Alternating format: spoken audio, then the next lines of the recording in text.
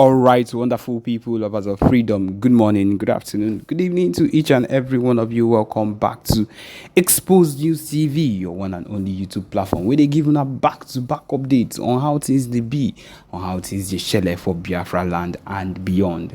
If you're joining us for the first time, remember to subscribe and also turn on your notifications too, so that you'll be able to get our news anytime we drop it. Yes, my people. Also remember to like and share our news too. Okay, my people, I see the hot way now, so we go they give them back to Una anytime, any day, anytime, any day. My people, what I am here to just explain and go into details about my people, of course. As we all know, even as we all have other news to still give you people. But now, the first one we are going to start with is the human rights violations against the Biafra people by the Nigerian terrorist forces. Coming from the PM, of course, the PM, BRGIE, Simon Ekpa Njoko, is on it as usual. As we have as the terrorist Nigerian terrorist forces have of course are in trouble at the moment, as the human rights violations have been brought up, and the PM is appealing because every single one of them is about to go down on everything they've done against the Biafrans, the people living in Ndibo. Yes, my people, we know how we have suffered. We know how Ndibo has suffered, even in the north and in wherever in the southeast, even in their own home, they've suffered due to the fact that the places, the people they reside with are very heartless.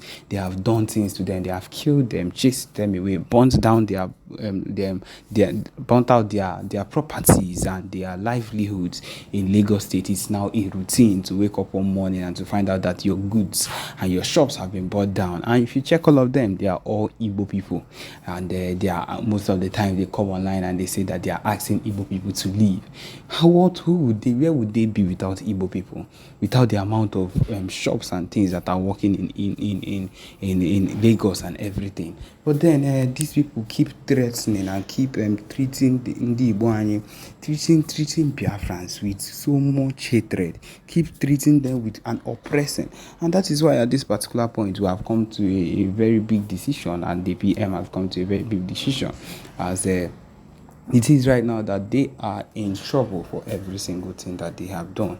Not that it is not true, not that anything is going wrong at the moment, but then they will have to suffer for everything they've done to us. They will have to suffer for every single thing they've done to Biafrans, because of course this is against everything that humans are supposed to do. The sufferings, the oppression, every single thing.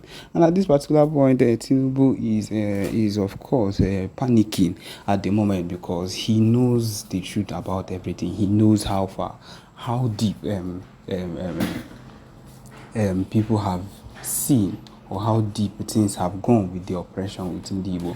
And of course, he has not done anything. It happened during the time of Buhari, and of course, it had happened also during the time of his time, and it would keep happening if nothing is done about it.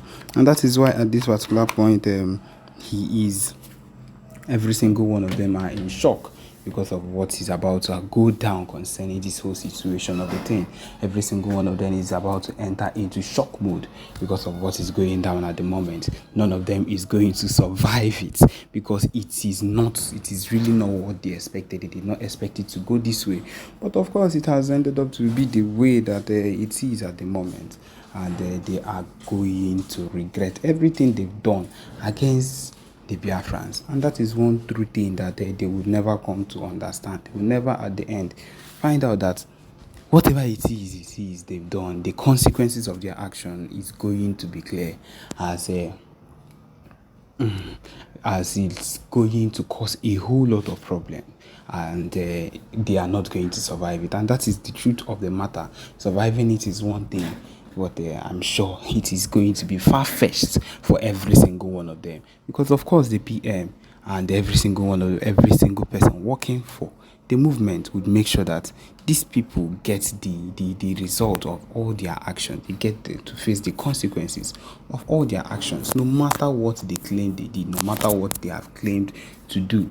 It is, and we ourselves must be ready for whatever it is that comes there, because we are at the verge of it. We are at the point of it, and we ourselves need to be ready to the call. We ourselves need to be as ready as possible to the call, because against this, that he's causing unrest in Southeast, he's doing this, he's doing that. Hey, people, I just want you to know that it's not possible.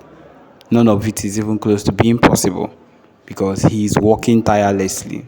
The amount of people they send against him, the amount of people that have wanted his arrest, even the time when they succeeded one way or another, they said there was a rumor that he was arrested and then he was released, and everything that comes up, it all ends up to be a lie. It all ends up to be false. It all ends up not happening, because this man is protected by the Finland government, and the Finland government is in support of everything he's doing. And I would like to tell you that even the Finland government would know they would not support anybody that would be causing unrest in another state, and they will not even let him stay in their country if they found out that, or if they know that this particular man, this is what he's doing.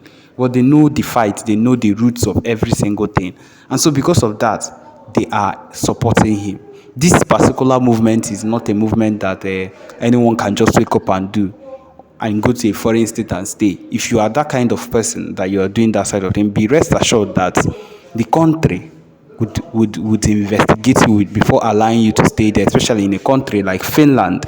If a Finland country would investigate you to be sure that nothing of such is going on, or you're not causing any of such, that whatever you're doing is actually up to your right and is what you can rightfully do, which I am sure that they have done properly on him, and they have verified that this particular person is doing nothing, just like the Mazinam the Kano was doing absolutely nothing wrong but fighting for the movement. But of course, this particular thing is what they would use to sway people in Nigeria.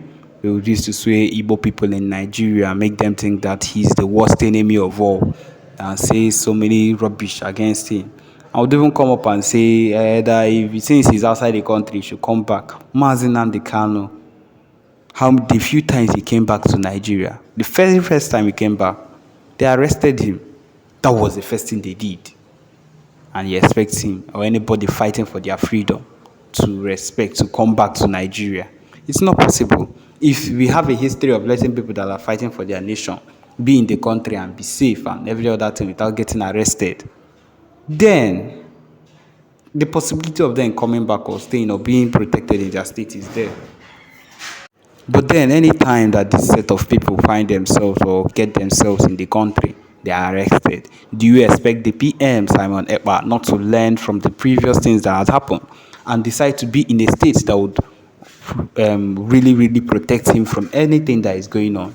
Of course, he has found that state, and that state or that country is Finland, and that is why he's with the Finnish government. And as well, it has ended up that the main president or the person in charge at this point has ended up to be a very close friend of his, close to his best friend. And they are all working towards everything that would make sure that the Biafra movement is something that actually works out at the end, and not just something that people would hear about and not know what is happening. But my people, what I am here to remind you of is that this movement is as real as anything should be. The movement that is being made by the PMBRGIE is one of the biggest and one of the most valued by the true Biafrans that know the fight, that the fight is real, and that if we stop fighting, the day we stop fighting is the day we start ending whatever it is we want for ourselves. And so this is what is expected of Biafrans, not to avoid, not to ignore, not to lay down or to forget whatever it is. You are expected to do the needful. Stand steadfast, be ready at any point in time, because you do not know what's next and what is going to happen next. And so you are expected to be strong and do the needful. Every single thing. I don't believe there's anything you're passing through now that there's people in the past that fought for this particular freedom have not passed through, that did not pass through. There are those that went through the main civil war, and there was a war, a real war, And it so happened that at the end, since we are still in one Nigeria, you would call it the fact that we lost. But of course, we are going at it again and we are going to win. We are hoping that the best would happen in our coming off and doing the needful things that we need to do. And so, my people, it is one of the important things that we need to do with anything that concerns Biafran movement. And so that is what it is. So yes, my people, this is what we'll come to the end of this particular broadcast. Thank you for joining us. Remember to subscribe and turn on your notifications too. Thank you.